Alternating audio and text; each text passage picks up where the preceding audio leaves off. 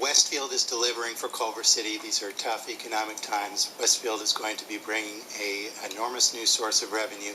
This is carefully designed from a legal standpoint in order not to serve as a precedent for any billboards in the city of Culver City, which are prohibited. This is on-site signage in order to attract business to one of the great financial resources that the city has, the Westfield Shopping Center, which is freeway close but almost invisible from the freeway. We do have a guaranteed source of revenue from this, which was something I'm very proud of, a substantial amount annually guaranteed to us. I think that frankly the reason that we're here was practically a mistake, but frankly this does just make a more billboard that will be more attractive, not a billboard, a sign for the mall that will be more attractive. There's no difference in whether it intrudes on the view shed in the area or not. And I think that we should support it and move forward and let Westfield go ahead and continue. I guess they're going to be opening the renovated mall in October, one of the few expanding businesses in Culver City right now, and they are going full steam ahead. We need them to keep doing what they're doing. We have a stake in seeing them prosper, because as they prosper, so will Culver City. I will make the motion that we approve this amendment. Christopher, in the mall.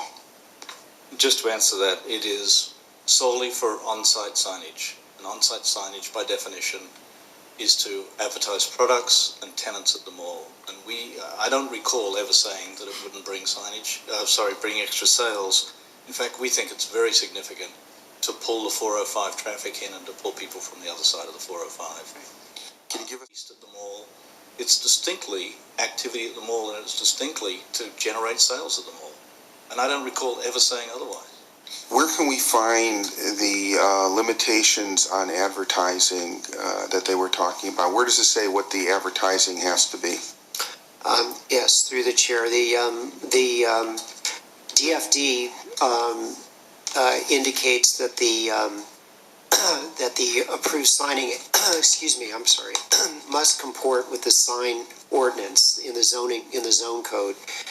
And the provisions basically say that the signs cannot display off-premises advertising. So it must be signs that are strictly limited to what is offered at the mall. And you heard Mr. Goodwin refer to that. Where is that? It's on page 12 of attachment 1, item C.